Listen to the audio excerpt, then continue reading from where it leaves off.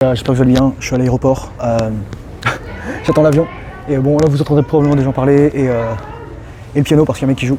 Mais je voudrais vous raconter une histoire. Les gars, vous pouvez pas comprendre les synchronicités qui vont vous arriver dans la vie. Vous savez, là je suis arrivé super tôt à l'aéroport et je me suis pris le contrôle total. Fouille corporelle, toutes mes affaires ont été fouillées. Les gars, ils ont trouvé des traces d'explosifs sur mon micro.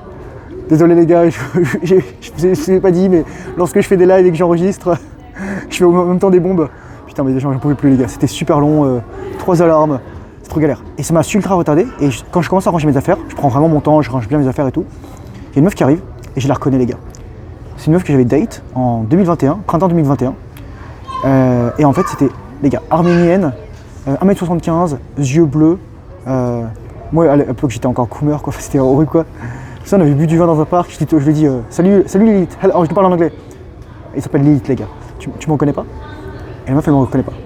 Moi je lui dis je la reconnais, parce que je reconnais les gens quoi tu vois. Et c'est un truc de ouf. En gros si j'avais pas été contrôlé, je l'aurais jamais croisé. Et j'ai pas encore le journal, mais mon hypothèse c'est que j'avais besoin de voir à quel point je m'étais amélioré. La nana lorsque je l'avais rencontrée, elle faisait une thèse, et là elle vient de le finir, elle revient du Mexique, tout ça, enfin voilà. Famille aisée, tout ça, c'est... Ah, les Arméniens en général ils ont de la thune quoi. T'as un gosse qui gueule. Et je vous dis les gars, je vous le dis, enfin franchement les gars c'est une bombe. Franchement pour 99% d'entre vous ici c'est une 9 sur 10. Le problème c'est que elle avait 27 ans il y a 4 ans, donc aujourd'hui elle en a 31. Ça veut dire que c'est problématique, tu vois ce que je veux dire quoi. Tu veux faire des gosses, bah va falloir s'affouler la chatte, littéralement. Putain j'adore comment je parle, Et en fait c'était pour montrer à quel point j'avais évolué. Elle me dit ah mais t'avais les cheveux plus courts. Mais surtout mon physique il avait rien à voir. J'avais les dents de traviole parce que j'avais pas fait une Invisalign et parce que je me mouais pas encore. J'avais 10 kg de muscle en moins, 10 kg de gras en plus. Mais c'est ça les gars, je voulais juste vous raconter parce que souvent ils me disent ouais ah oui quoi alors est-ce que les ex reviennent vraiment lorsqu'on est en orientation familiale? Et moi je lui dis ouais. Et il me dit non c'est placebo. C'est normal c'est placebo parce que les mecs qui me disent ça souvent, c'est des mecs qui veulent que leur ex revienne. C'est-à-dire que c'est des mecs qui s'améliorent pas, c'est des mecs qui regrettent leur ex. Mais ton ex mec, je vais être honnête avec toi.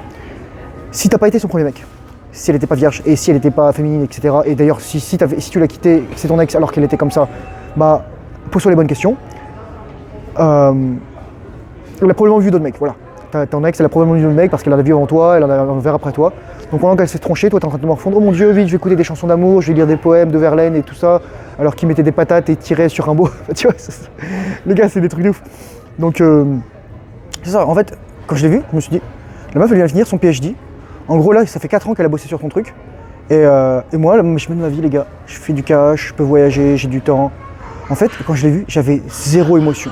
C'est elle qui rigolait. Quand les gars, je lui disais rien. À un moment, elle me demande t'es à quelle porte? Je lui dis no fucking clue. En gros, je m'en battais les couilles. Et là, elle s'est mise à rigoler. Elle a gloussé. Pourquoi? Parce que les nanas, ce qu'elles veulent au fond, c'est que vous soyez unfazed. C'est-à-dire littéralement, non, pas affecté par leur physique. Le physique des femmes, c'est un test. C'est un test pour voir si vous allez juste mater ça et si vous allez devenir un gros simp à cause de ça. Moi j'ai vécu plein de faux tests récemment et voilà dans les dernières années et tout ça dans les derniers mois. Donc c'est pour ça que aussi je vais en France pour m'éloigner de tout ça, toutes ces femmes. Parce que quand je suis en France, tu vois les nanas, comme je veux pas de coups d'un soir je m'en fous. Et comme je vis pas en France, bah je m'en fous aussi. Donc finalement en fait les nanas en France, balèque. Éventuellement la meuf elle se trouve coïncidence de ouf, elle habite au Canada etc. Mais sinon je m'en bats les couilles.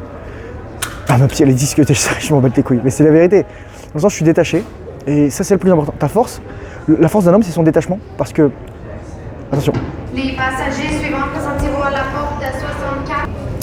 Désolé les gars, étant donné qu'ils font plein d'annonces et qu'il y a des gens qui savent pas prononcer les prénoms, j'ai dû couper, mais je continue. Et c'est pas une vidéo très longue, mais c'est vraiment une vidéo comme quand j'étais à Atlanta et que je faisais des lives, enfin je faisais des vidéos dehors ou dans ma roulotte ou tout ça quoi, ou voilà. C'est juste vous dire, quand je l'ai vu, je me suis dit mais... En fait, je me suis dit, on a tellement de chance nous les hommes. C'est pour ça que les femmes en fait, tu vois, elles vont revenir dans ta vie. Elles vont revenir, ça va être un test permanent. Ça va être la même femme, ça va être des femmes différentes, ça va être des femmes auxquelles tu es sensible, qui te plaisent, on va dire, qui sont dans tes goûts, le charme, etc. Et le but c'est t'en battre c'est ça en fait, c'est te détacher de ça. Et tu peux seulement te détacher de ça, je disais, parce que tu es focus sur ta mission. Et c'est pas toujours facile d'être focus sur ta mission. Genre moi, la nana, j'aurais pu t'appeler à discuter avec elle. Elle s'est barrée, je l'ai recroisée, je lui ai même pas parlé. Je m'en foutais en fait. Parce que c'est une femme de mon passé. Le passé va revenir te hanter entre guillemets. Et c'est un truc de fou quoi. C'est vraiment... je te dis juste... voilà quoi. Donc si toi t'es encore en train de te morfondre sur ton ex, avec tout l'amour du monde, passe à autre chose, mec. Passe à autre chose. Arrête de croire que t'es en célibat forcé. Si t'es célibataire, c'est que de ta faute et de ta responsabilité, ok? C'est parce que toi tu t'améliores pas et parce que tu comprends pas c'est quoi le rôle d'une femme. C'est pas être une copine, c'est trouver une femme avec qui fonder une famille. Et ça va être la mère de tes enfants. Donc tu dois être ultra sélectif pour ça. Sans pitié les gars, sans pitié. Il a raison, hein. C'est son nom, sans pitié. Sans pitié.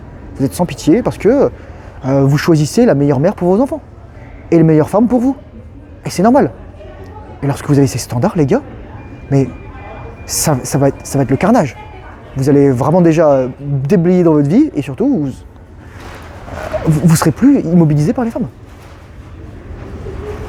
C'est dur, beaucoup plus facile à dire qu'à faire, je suis d'accord. Mais voilà, ça vaut le coup. Allez, ciao les gars, bye bye.